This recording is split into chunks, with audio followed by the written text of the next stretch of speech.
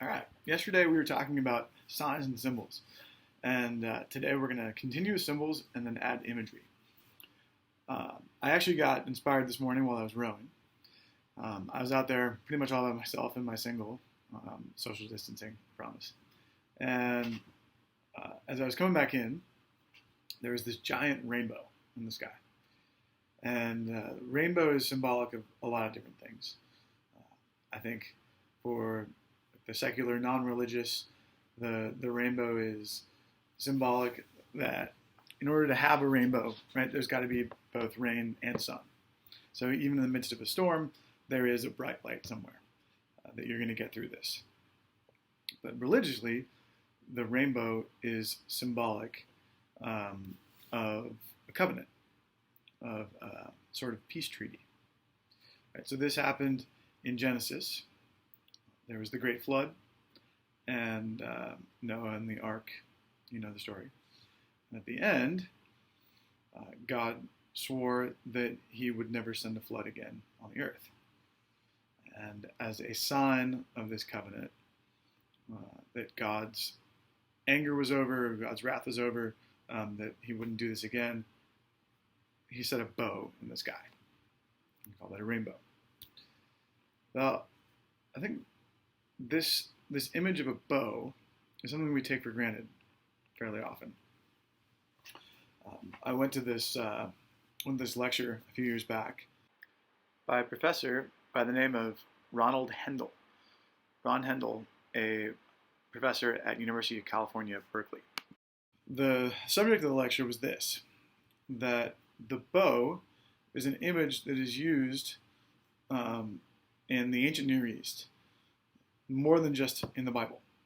But the bow is used as a sign of war and of peace.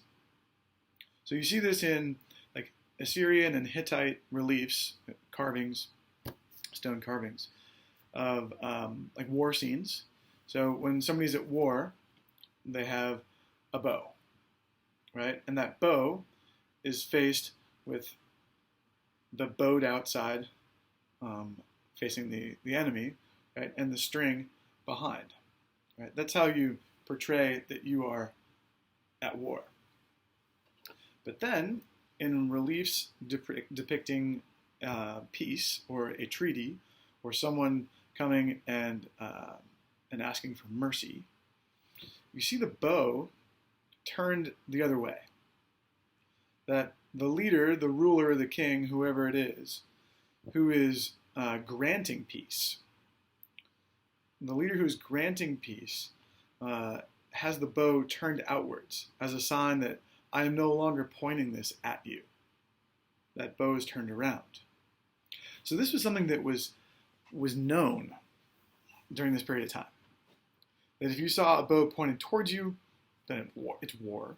And if you saw a bow turned the other way, that this is peace. That I'm making a treaty with you. Therefore, when we know that and then read the story in Genesis that way,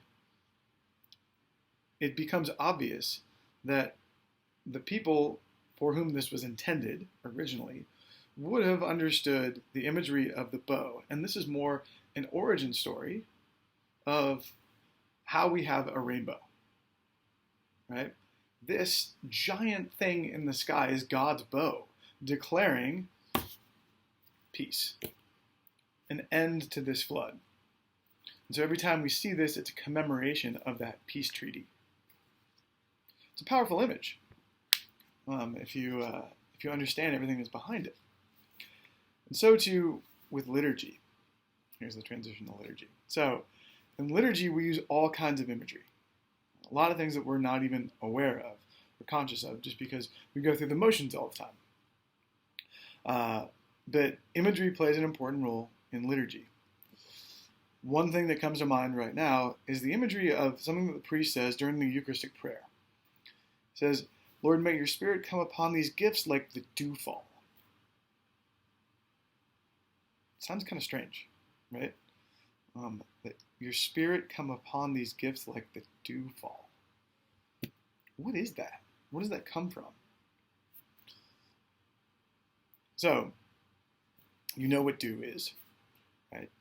Morning, everything is covered with this layer of wetness everywhere. That dew is scientifically, we can talk about it as a result of condensation and temperature change. But to the ancients, it was something that was mysterious, right? Like, where does this water just all of a sudden appear from? There's no like rain that happens in the middle of the night. It just like silently, invisibly happens.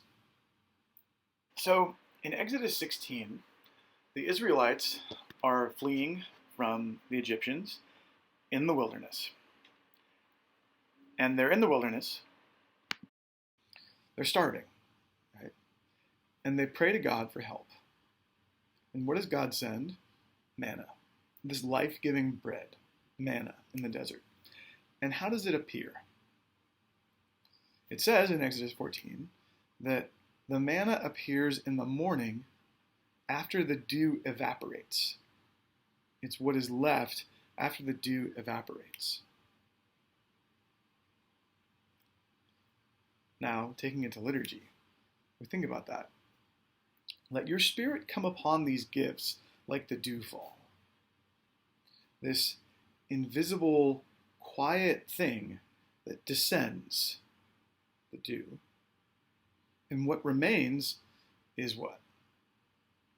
Life-giving bread. It's a pretty cool image, right? Now that we understand it.